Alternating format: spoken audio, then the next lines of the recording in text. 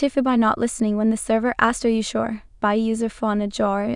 So my family started a new tradition for birthdays once the youngest of us aged out of the cake and presents type of birthday celebration.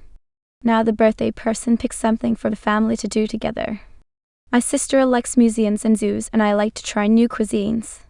A few years ago, I picked a Vietnamese restaurant.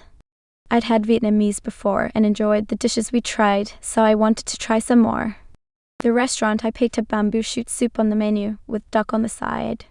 I'd never tried either of those, so that's what I ordered. The server gave me a look and asked, "Are you sure?" Y'all, I didn't get the hint. None of us did.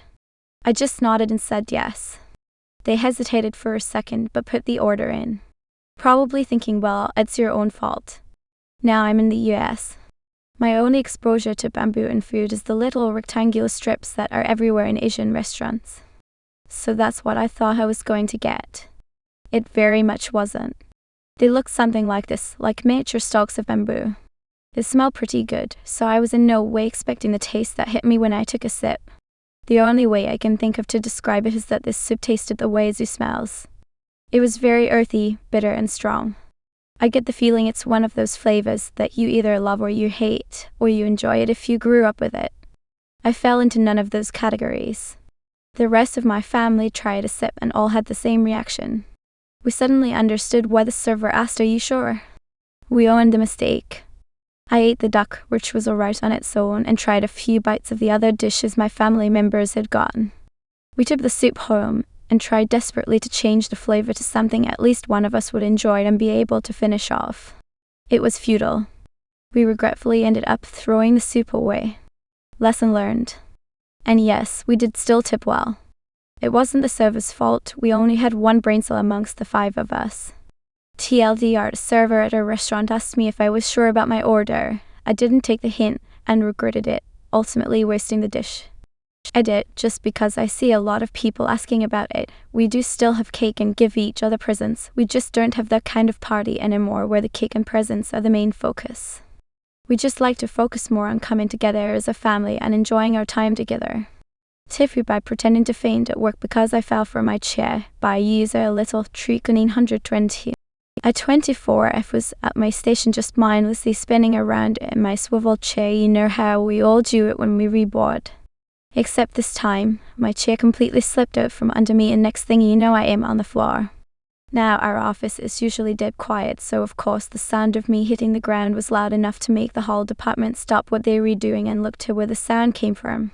Instead of standing up, my lizard brain decided that the best way to save face was to play dead. I shut my eyes and went limp like I'd actually fainted. Bad move. Within seconds, people were crowding around me asking if I was okay. The company nurse and my manager were summoned. I kept the act going for a couple of minutes. When I regained consciousness, I told them I was feeling better and was ready to go back to work. But my manager insisted I go to the ER and wouldn't he let me back to the office unless I had a doctor's note saying I was fit to go back to work. So here I am in the ER, having some labs and tests done because I am too embarrassed to admit I fell from my chair. TLDR, I slept from my chair, pretended to faint to save face, and am now in the emergency room. Edit for update. Hi everyone. So, let me just leave this out here. TIFU, my dog, tried to tell me I was making a mistake by user informal wishbone 766. This happened some months ago, but it was definitely a moment where I F it up. We were driving home from visiting my family. It is 2 days driving, so it is a long trip and we have 2 dogs. My spouse does almost all the driving, so that leaves me to deal with the dogs. Fair enough. We are about an hour away from home and both dogs are getting restless and acting like they just want to get out of the car. I totally understand their feelings, but we still have an hour left. They had been let out recently for a bathroom break, so we just need to get home.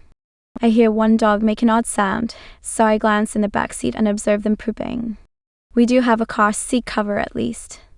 I quickly unbuckle and crawl into the back, telling my spouse that that's okay, I've got this, please just keep driving. Dear readers, I did not in fact got this. I cleaned up that mess and was about to move back to the front seat when I unfortunately stuck my hand in some poop I hadn't seen. I go to get this cleaned up, but the location is such that if I try to clean the car seat cover, I am going to must poop into the seatbelt buckle, and I really don't want to do that.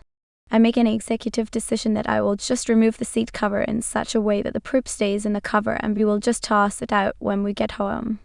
I was able to successfully complete this task. Then the dog vomits all over the now uncovered backseat.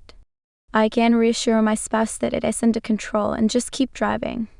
As I am nearly done cleaning that up, the dog then suddenly gets into his pooping stance again. I had a Clorox wipe in my hand already, so I thought fine, I will just catch the poop with the wipe and save myself another cleaning project. This is the moment where I royally screwed up. The dog looks back at me with a very panicked look in his eyes.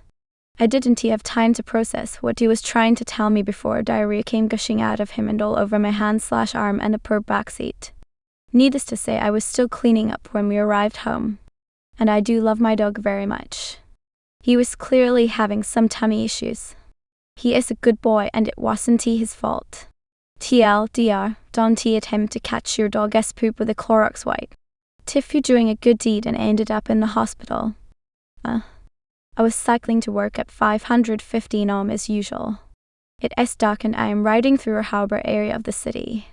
I hear the sounds of groans/screams and assume it is the usual drunkards of Friday night aftermath. The screams then ring out, help, help, I am dying, and I look across the water and see the ripples of something. Someone is drowning. It is a man in the water not having a good time.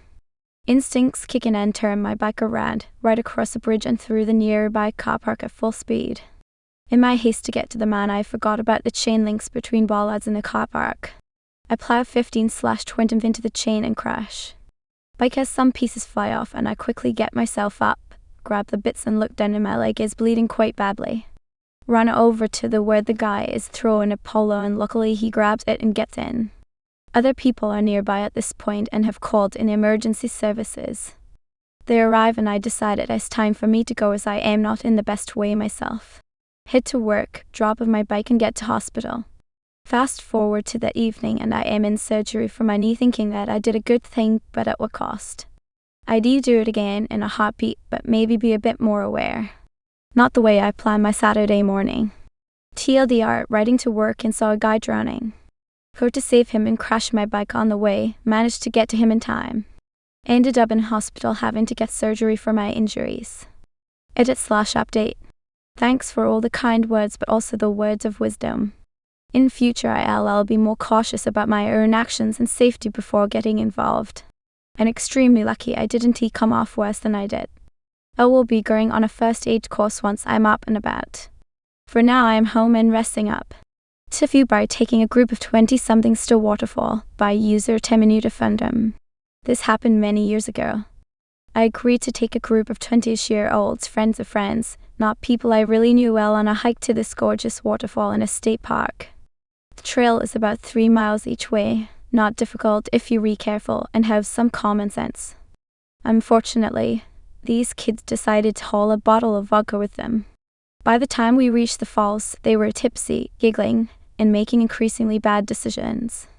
The whole way and I kept warning them, don't mess around near the edge, don't climb, stay safe. At the falls, I repeated it myself, over and over. I thought I was being overly cautious. One girl decided she was going to climb down the face of a 30-foot waterfall into the pool below. I told her absolutely not. I pleaded, warned, even tried to physically block her. She laughed it off, said she'd be fine, and started down anyway. Halfway down, she slipped. I will never forget the sound. She smacked against the rocks and cracked her skull open. Blood everywhere. She wasn't unconscious, but she was in terrible shape. We had no cell service. No way to call for help. The only option was to carry her out. So, we took turns literally hauling her on our shoulders up that brutal 3-mile trail, one stumble away from making her injury worse. Finally, at the trailhead we got service and called 911. She ended up being airlifted out for emergency surgery. The good news, she did survive. She still has a massive scar as a permanent reminder. The bad news, I'll never forget the helplessness of that hike out, knowing every step mattered. Lesson learned. I have never taken anyone back to that waterfall unless I 100% trust them to respect the danger. That day could be ended so much worse, and honestly, I still feel lucky it didn't. TLDR took a group of tipsy 20-year-olds to a waterfall. One girl ignored my warnings, tried to climb down the 30-foot falls, slipped, cracked her skull, had to be carried 3 miles out for a helicopter rescue. She survived, but I'll never bring untrustworthy people there again.